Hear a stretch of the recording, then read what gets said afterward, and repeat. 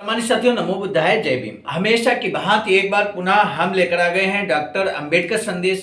Doctor Ambedkar संदेश में नियमित तौर पर हम लाते हैं बाबा साहब का क्रांतिकारी भाषण, जो समाज के जन जागरण के लिए बेहद उपयोगी होता है। आज का डॉक्टर अंबेडकर संदेश में बहुत ही क्रांतिकारी स्पीच बाबा साहब का हूबहू बाबा साहब के ही शब्दों में लेकर हम उपस्थित हो चुके हैं। बाबा साहब ने एक स्पीच दिया, क्रांतिकारी स्पीच दिया 13 नवंबर 1927 को। और ये जो स्पीच बाबा साहब का है वो सत्याग्रह को लेकर है। सत्याग्रह किस बात का? अस्पृश्यता के लिए, अस्पृश्यता निवारण के लिए सत्याग्रह बाबा साहब करना चाहते थे। और उसी सत्याग्रह की तैयारी के क्रम में एक सभा होती है, विशाल जनसभा होती है, और इसमें बाबा साहब सत्याग्रह के लिए कैसे लोगों को तैयार करते हैं, ये जानने की बात होगी आज के डॉक्टर अंबेडकर संदेश में। साथ ही साथ हम आपको बता दें, आज के डॉक्टर अंबेडकर संदेश में आप देखेंगे एक सत्याग्रह महात्मा गांधी के नेतृत्व में चल रहा था और एक सत्याग्रह बाबा साहब के नेतृत्व में चल रहा था। आज हम लोग जानेंगे आज के डॉक्टर अंबेडकर संदेश में कि गांधीवादी सत्याग्रह क्या है और अंबेडकरवादी सत्याग्रह क्या है। गांधीवादी सत्याग्रह और अंबेडकरवादी सत्याग्रह में क्या फर्क है, इस बात को समझने की भरसक कोशिश करेंगे आज के डॉक्टर अंबेडकर संदेश में, जिसे हम लेकर उपस्थित हो चुके हैं आवाज का ऑफिशियल यूट्यूब चैनल के माध्यम से। सामान्य साथियों, वीडियो को अंत तक जरूर देखिएगा, ये निवेदन आपसे है। इसी निवेदन के साथ शुरू करेंगे हम आज का क्रांतिकारी डॉक्टर अंबेडकर संदेश। सामान्य साथियों, आज का डॉक्टर अंबेडकर संदेश क्रांतिकारी संदेश लेकर हम उपस्थित हो चुके हैं। यहाँ पर हम आपको बता दें, आज का डॉक्टर अंबेडकर संदेश में टकराव होने वाला है गांधीवादी सत्याग्रह और अंबेडकरवादी सत्याग्रह के बीच में।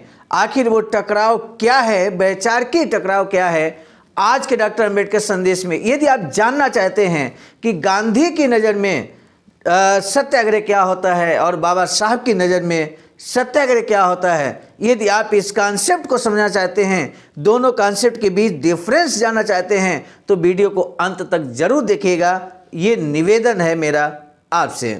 सामान्य साथियों, आज का डॉक्टर अंबेडकर संदेश प्रसारित किया जा रहा Buddha Bodhisattva Ambedkar international centre BBIC Sarnath Varanasi राज्य उत्तर प्रदेश देश भारत से है।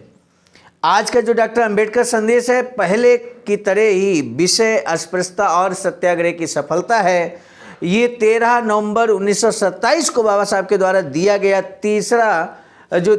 स्पीच का तीसरा भाग लेकर हम उपस्थित हैं। पेज नंबर यहाँ पर हम आपको बता दें, बाबा साहब डॉक्टर अंबेडकर संपूर्ण वाङ्मय खंड 38 से लेकर हम उपस्थित हुए हैं। पेज नंबर यहाँ 67 से लेकर 69 तक का आप स्वयं भी अवलोकन कर सकते हैं खंड 38 में जाकर। अमरावती के इंद्र भवन थिएटर में बरहाट प्रदेश अस्पृश्य परिषद का दूसरा अधिवेशन दिनांक 13 नवंबर 14 नवंबर 1927 को किया गया था। उसके बाद डॉक्टर अंबेडकर ने इस तालियों की गड़गड़ाहट के बीच अपना स्थान ग्रहण किया था। प्रारंभ में आज की सभा का अध्यक्ष बनाने के लिए स्वागत मंडल और जनप्रतिनिधियों के आभार प्रकट कर उन्होंने अपना भाषण दिया था। कंटिन्यू करते हुए तीसरे भाग में जो बाबा साहब बात कहते हैं, अब तक के स्पीच में, अब तक के पहले और दूसरे स्पीच को, दूसरे भाग को अगर आपने सुना है, देखा है, तो आपने समझा होगा कि अब तक का जो बाबा साहब का स्पीच हुआ है, दोनों भागों में बाबा साहब ने सत्याग्रह क्या होता है इस पर बहुत विस्तार से प्रकाश डाला है। सत्याग्रह के बारे में विधिवत अगर जानना हो तो ये बाबा साहब के हूबहू स्पीच प्रथम और द्वितीय भाग जरूर आप देखिएगा। आवाज़ का ऑफिशियल पर लगातार ये वीडियो मौजूद है। सामान्य साथियों, सत्याग्रह की कॉन्सेप्ट क्या है, इसके बाद अब बाबा साहब कहते हैं अपने अध्यक्षीय भाषण में, कहते हैं कि अब तक हमने जो चर्चा की है वो अस्पृश्यों को समान अधिकार हासिल कराने का जो सत्याग्रह है, आग्रह है, वह सत्याग्रह है या नहीं है। अब हम विचार करते हैं कि अस्पृश्य लोग कैसे इस सत्याग्रह को करें। सत्याग्रह की परिभाषा जानने के बाद समान अधिकार हासिल करने का जो हम आग्रह कर रहे हैं वो सत्याग्रह है या नहीं, ये पूरी तरह से क्लियर करने के बाद बाबा साहब कहते हैं कि सत्याग्रह करेंगे कैसे। ये बहुत बड़ी बात यहाँ पर है कि सत्याग्रह आखिर करेंगे कैसे। अगर आप भी जानना चाहते हैं कि कैसे सत्याग्रह करने के लिए आम जनमानस को, लोगों को यहाँ पर बाबा साहब ने मोटिवेट किया, प्रेरित किया, कौन सी कला वो बाबा साहब अपनाते थे जिससे कि लाखों करोड़ों की संख्या में लोग सहमत हो जाते थे बाबा साहब से, आइए देखते हैं। पहले सत्याग्रह का तरीका निश्चित होना चाहिए। बाबा साहब कहते हैं, मिस्टर महात्मा गांधी आधुनिक युग में सत्याग्रह के आंदोलन के पुरस्कर्ता हैं, ऐसा यहाँ लिखा है। सभी ये मानते हैं कि मिस्टर गांधी ने सत्याग्रह की जो राह बताई है उसके अलावा कोई दूसरी राह हो ही नहीं सकती। मिस्टर गांधी ने सत्याग्रह का जो रास्ता चुना है उसमें हिंसा के लिए कोई गुंजाइश नहीं है। उनकी सोच के मुताबिक जहाँ हिंसा है वहाँ सत्याग्रह है ही नहीं। हमें लगता है कि मिस्टर गांधी का ये कहना तर्कपूर्ण है। इस बारे में एक राय होना, आम सहमति होना संभव नहीं है।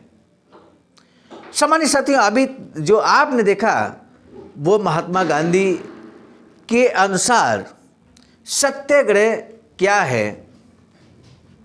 क्या सत्याग्रह में हिंसा हो सकती है या नहीं हो सकती है? महात्मा गांधी कहते हैं कि नहीं, जहां हिंसा होगी वहां सत्याग्रह नहीं हो सकता। बाबा साहब क्या कहते हैं? आखिर टकराव किस बात का है? बाबा साहब की विचारधारा और महात्मा गांधी की विचारधारा में यहीं पर टकराव होता है। किन बिंदुओं पर टकराव है, आइए देखते हैं विस्तार से। बाबा साहब कहते हैं कि किसी व्यक्ति का आग्रह सत्याग्रह है या दुराग्रह है, ये आग्रह की सफलता के लिए अपनाए गए साधनों पर निर्भर नहीं होता, वह पूरी तरह उस कार्य के नैतिक स्वरूप पर निर्भर होता है। अगर ये कार्य सत्कार्य है तो उसके लिए किए गए आग्रह को सत्याग्रह कहना चाहिए, और अगर वह कार्य असत्य होगा तो उसके लिए किए गए आग्रह को दुराग्रह कहना पड़ेगा। हिंसा और अहिंसा तो केवल उस आग्रह की सफलता के लिए अपनाए गए साधन हैं। जिस तरह कर्म और कर्ता के अनुसार क्रियाएं बदलती हैं, उस तरह साधनों के कारण आग्रह का नैतिक स्वरूप नहीं बदलता। अगर कोई दुराग्रही अपने आग्रह को सफल बनाने के लिए अहिंसा का मार्ग अपनाए, सोचिए, एक दुराग्रही व्यक्ति है, अपना आग्रह करता है और अहिंसा का मार्ग नहीं अपनाता है, तो उसके दुराग्रह को सत्याग्रह नहीं कहा जा सकता, बाबा साहब कहते हैं। या अगर किसी सत्याग्रही ने सत्याग्रह की सफलता के लिए हिंसा की तो केवल इस आधार पर उसके सत्याग्रह को दुराग्रह नहीं कहा जा सकता। अगर ऐसा होता तो भगवान श्री कृष्ण ने अर्जुन को सत्याग्रह की सफलता के लिए हिंसा का रास्ता अपनाने के लिए मजबूर किया, उसे क्या कहा जाए? एक छोटे से एग्जाम्पल के द्वारा बाबा साहब कैसे बड़े सवाल का काउंटर कर देते हैं, ये उदाहरण आप देख सकते हैं। अभी इससे पहले के डॉक्टर अंबेडकर संदेश में लगातार आप देख रहे हैं कैसे महात्मा गांधी के जो सत्याग्रह की जो परिभाषा है, कॉन्सेप्ट है, उससे हम आप सभी सहमत नजर आ रहे थे। लेकिन जैसे ही बाबा साहब ने, भगवान श्री कृष्ण ने अर्जुन को सत्याग्रह की सफलता के लिए हिंसा का रास्ता अपनाने के लिए मजबूर किया, ये एग्जाम्पल दे दिया, काउंटर कर दिया हजारों सवालों को। बाबा साहब कहते हैं क्या वह पापात्मा थी? ऐसा लगता नहीं कि कोई भी हिंदू ऐसा कहने के लिए तैयार होगा, और अगर कोई ऐसा कहने के लिए तैयार हो भी गया तो उसकी बात सभी को रास आएगी, ऐसा नहीं कहा जा सकता। कारण यह है कि भले ही अहिंसा परमो धर्म कहा जाता हो, मगर हर जगह अहिंसा धर्म का पालन करना संभव नहीं होता। हमें आंखों से भले ही दिखाई न दे, मगर तर्क से ये बात समझा जा सकता है कि इस दुनिया में इतने सूक्ष्म जंतु व्याप्त हैं कि हमारी आंखों की पलकें झपकने भर से भी इन जंतुओं के हाथ पैर टूट जाते हैं। पलक झपकते ही इतने सूक्ष्म जंतु हैं जो खुली आंखों से हमें दिखाई नहीं देता, लेकिन जब हम सूक्ष्मदर्शी का यूज करते हैं तो वही छोटे छोटे जीव जंतु हमें बड़े बड़े दिखाई देते हैं।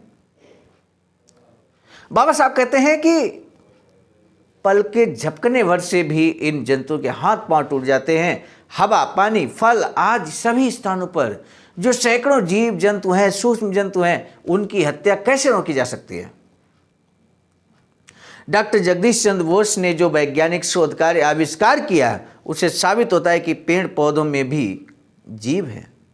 फिर इन पेड़ पौधों को नष्ट करने वाले ब्राह्मण और नाक में कपड़ा बांधकर घूमने वाले जैन तीर्थंकर अहिंसक होने का दावा कैसे कर सकते हैं? इसी तरह यह कहना तर्कसंगत नहीं होगा कि हर जगह अहिंसा से काम चल सकता है। हर जगह अहिंसा से काम चलेगा, यह तर्कसंगत नहीं है। बाबा साहब कहते हैं यही टकराव है गांधीवादी विचारधारा और अंबेडकरवादी विचारधारा में। वीडियो अंत तक आप देखेंगे तो पूरा कंप्लीट मैसेज आपको मिलने वाला है। बाबा साहब कहते हैं कि मान लीजिए कि कोई आपकी जान ले ले, या आपकी पत्नी या बेटी का बलात्कार करने, या आपके घर में आग लगाने, या आपकी सारी दौलत हड़पने के लिए कोई दुष्ट व्यक्ति हाथ में शस्त्र हथियार लेकर आता है और आपके पास और कोई रास्ता नहीं है, तो आप क्या करेंगे? क्या करेंगे? ऐसे में अहिंसा परमो धर्म लेकर बैठेंगे? हम ऐसे दुष्ट आदमी की अहिंसा परमो धर्म का जाप करते हुए उपेक्षा करें? ये भल मनसाहत से न समझने पर उसे सबक सिखाएं। दो में से कौन सा काम करेंगे? अहिंसा परमो धर्म का जाप करेंगे या भल मनसाहत से न समझने पर उसे सबक सिखाएंगे? कोई भी इन दोनों में से दूसरे मार्ग को अपनाएगा, सबक सिखाने के लिए व्यक्ति तैयार हो जाएगा, अपने परिवार की इज्जत आबरू को बचाने की भरसक कोशिश करेगा। सम्मानित साथियों, अपने स्वाभिमान की रक्षा करेगा। क्यों ना हिंसा का रास्ता अपनाना पड़े, लेकिन स्वाभिमान की रक्षा करनी होगी, और ये हर कोई इससे सहमत है। कोई भी इन दोनों में से दूसरे मार्ग को अपनाए बगैर नहीं रह सकता, बाबा साहब कहते हैं। और कोई नहीं कह सकता कि उसकी करनी शास्त्रों के विरुद्ध है, क्योंकि ऐसे समय हत्या का पाप हत्यारे को नहीं लगता। आत्मरक्षा के लिए हमें हिंसा भी करनी पड़ सकती है। शास्त्रकार कहते हैं कि जो दुष्ट मरता है वह अपने अधर्म से मारा जाता है। केवल प्राचीन विधिवेत्ताओं ने ही नहीं, आधुनिक फौजदारी कानून में भी आत्मसंरक्षण के लिए हिंसा करने के अधिकार को स्वीकार किया गया है। हिंसा करने वाले ही गलत हों, मगर यदि उसके बगैर आत्मरक्षा संभव नहीं है तो हिंसा को उचित समझा जाता है। भ्रूण हत्या को बहुत गलत माना गया है, मगर वही बच्चा अगर माँ की जान के लिए खतरा बन जाए तो बताइए, उसे काट कर निकालने पर भी कोई एतराज नहीं करता। यही दलील सत्याग्रह की सफलता पर लागू करना है। और यदि सत्याग्रही आदमी को हिंसा करनी पड़े तो ये कहते हुए क्षम्य मानी जाएगी कि उसके सामने और कोई विकल्प नहीं था, चारा नहीं था। इस दृष्टि से मिस्टर गांधी का सत्याग्रह का मार्ग अव्यवहारिक सिद्ध होता है, मगर ये कहना भी भ्रामक है कि वह अहिंसक है। अगर हिंसा का केवल यही सीमित अर्थ किया जाए कि हिंसा यानी हत्या, तभी हिंसा और अहिंसा में कोई फर्क किया जा सकता है। लेकिन हिंसा का अर्थ केवल दूसरों की जान लेना नहीं है, तो दूसरे प्राणियों के शरीर और मन को चोट पहुंचाना भी इसमें शामिल है। अहिंसा यानी किसी भी सचेतन प्राणी को दुख न दिया जाए। यदि अहिंसा के इस व्यापक अर्थ को अपनाया जाए तो मिस्टर गांधी की अहिंसा एक तरह की हिंसा ही है, ऐसा कहना पड़ेगा। इसमें कोई संदेह नहीं कि उनकी सत्याग्रह की पद्धति से दूसरे प्राणियों के शरीर पर भले ही आघात ना होता हो, मगर उनकी आत्मा को या मन को दुख पहुंचता है।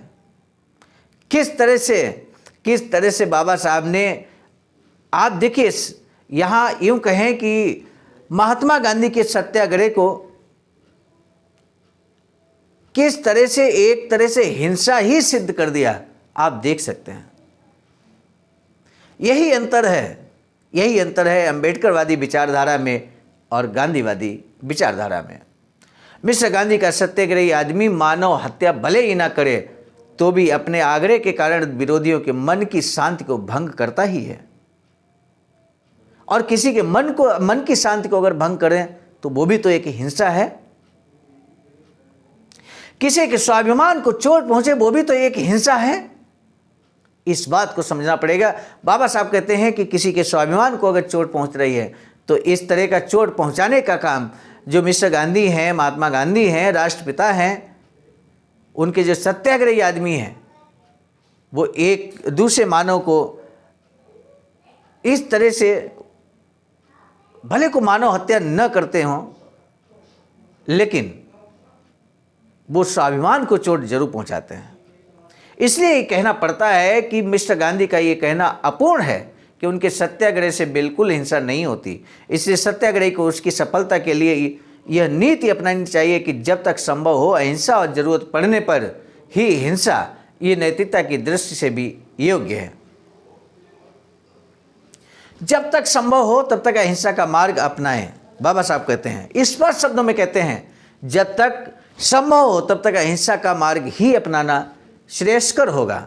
लेकिन अगर जरूरत पड़ जाए आपके स्वाभिमान की रक्षा के लिए, परिवार, समाज की जात, यूँ कहें कि आबरू की रक्षा करने के लिए जरूरत पड़े तो हिंसा भी अपना लेना नैतिकता की दृष्टि से योग्य ही है, ऐसा बाबा साहब कहते हैं। मिस्टर गांधी जी ने अहिंसा पर जो इतना जोर दिया है वह केवल इसलिए नहीं कि मिस्टर गांधी अहिंसावादी हैं। जोर देने के पीछे उनके कारण एकदम अलग हैं। मिस्टर गांधी अपनी सत्याग्रह की मीमांसा में कहते हैं कि सत्य क्या है और उसे कैसे तय किया जा सकता है, इस बारे में कोई निश्चित कसौटी नहीं बनाई जा सकती। उन्हें लगता है कि जिसे वे सत्याग्रह कहते हैं उसे ही दूसरे लोग दुराग्रह कह सकते हैं। उन्होंने अपने ये विचार हंटर कमेटी के सामने पेश किए गए लिखित प्रतिवेदन में व्यक्त किए हैं।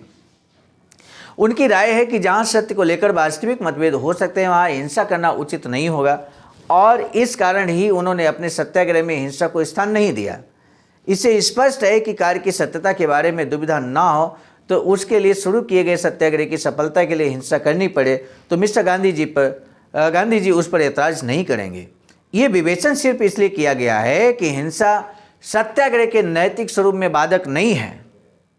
इस मुद्दे की इससे ज़्यादा चर्चा करने की आवश्यकता नहीं है। यदि सत्याग्रह को सफल बनाने के लिए हिंसा करने पर कोई सैद्धांतिक ऐतराज ना हो तो भी आज की स्थिति में ऐसा करने के लिए किसी के पास फुर्सत नहीं है। इस देश की सारी जनता निशस्त्र होने के कारण सत्याग्रह की सफलता के लिए अहिंसा का एकमात्र रास्ता ही खुला है, और सत्याग्रह करने वाले अस्पृश्यों के लिए इस एक ही रास्ते के भरोसे चलना मजबूरी है। और इसके अलावा अनुभवों के आधार पर ये कहा जा सके कि अस्पृश्यों की समस्याओं को हल करने में ये रास्ता अपर्याप्त है, क्योंकि अस्पृश्यता निवारण का सत्याग्रह अभियान हाल ही में शुरू हो रहा है। इसलिए जो सत्याग्रह करना है वह अहिंसात्मक ही होगा, इसके अलावा और कुछ नहीं। ये हम सभी को अच्छी तरह ध्यान में रखना चाहिए। एकदम क्लियर कट बाबा साहब मैसेज देते हैं कि जो सत्याग्रह हम करेंगे वो पूरी तरह से अहिंसात्मक होगा, इसके अलावा कुछ नहीं।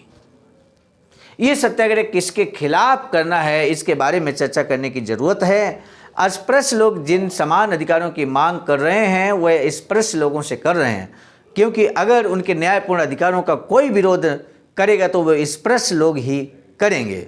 अर्थात अस्पृश्य लोगों को ऐसा लगना संभव है कि सत्याग्रह स्पृश्य लोगों के खिलाफ करना है, मगर ये सोच पूरी तरह सही नहीं है। जरा सोचिए, कल अस्पृश्य लोग किसी सार्वजनिक तालाब या किसी सार्वजनिक मंदिर में अपना अधिकार हासिल करने के आग्रह के साथ गए और स्पृश्य लोग उनका प्रतिकार करने के लिए आगे आए तो क्या होगा। इस सवाल पर विचार किए बगैर इस बात को पूरी तरह से नहीं समझा जा सकता कि सत्याग्रह किसके खिलाफ करना है।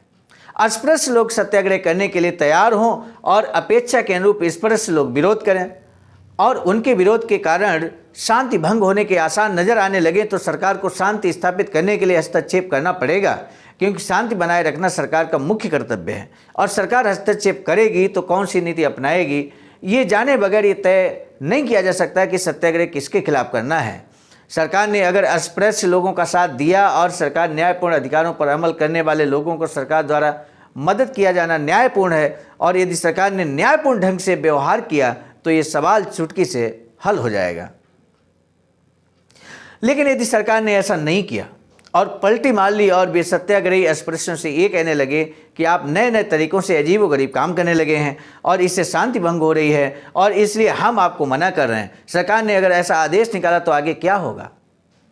अर्थात ये स्पष्ट है कि अस्पृश्यों को जो सत्याग्रह करना पड़ेगा वो दिखने में भले ही स्पृश्यों के खिलाफ हो मगर अंततः वो सरकार के खिलाफ होगा। इसलिए अस्पृश्यों को ये समझ लेना चाहिए कि इस सत्याग्रह में क्या जिम्मेदारी है।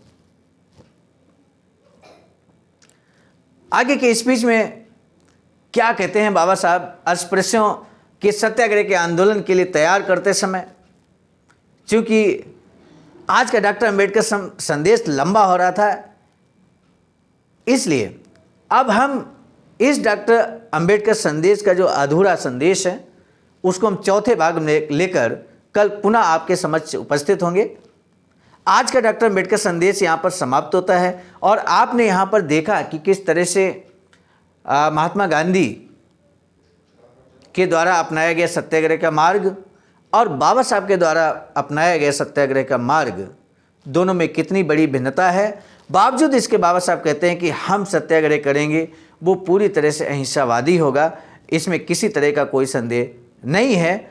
और हम इतिहास उठाकर देखें, बाबा साहब के द्वारा किए गए सभी आंदोलन, सभी सत्याग्रह, उनके पूरे जीवन काल में सभी के सभी आंदोलन अहिंसावादी रहे हैं। इस बात को हमें समझना होगा।